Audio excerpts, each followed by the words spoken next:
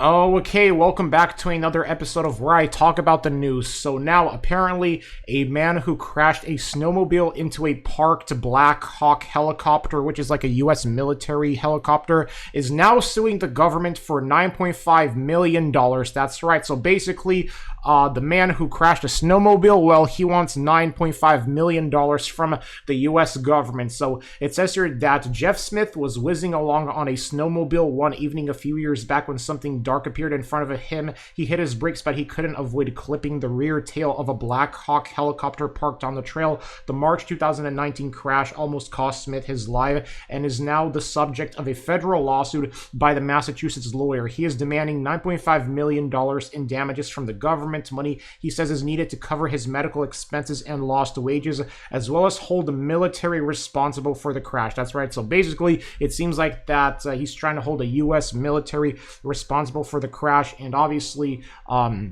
he's also had surgery, apparently, and he's also lost the use of his left arm, and he's also been dealing with respiratory issues, and he has been able to work full-time, and all that. So apparently now a U.S. District Court judge in Springfield is going to rule on the lawsuit later this year, meaning that whether the lawsuit is going to proceed or whether the lawsuit is going to get tossed. But the way how I see it, I have a strong feeling that this lawsuit is going to get tossed, because it's like, if you actually sit there and think about it, you're not going to, win in a lawsuit. It's going to be extremely impossible to win in lawsuits like this, especially, when it comes to the U.S. government. Okay, so honestly, I feel like that the judge is possibly going to rule on this as being a total waste of time. And my prediction on how I think this is going to happen is that I have a feeling that the lawsuit is going to get dismissed.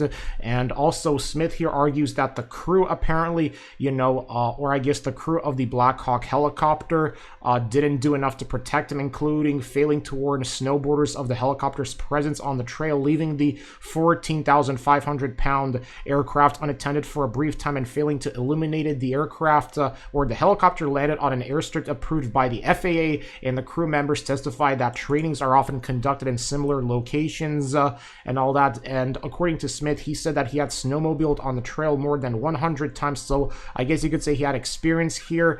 And now, I guess because the U.S. government parked a helicopter in the middle of the snow, I guess now he wants $9.5 million from the U.S. government. But I feel like this lawsuit is just going to get tossed.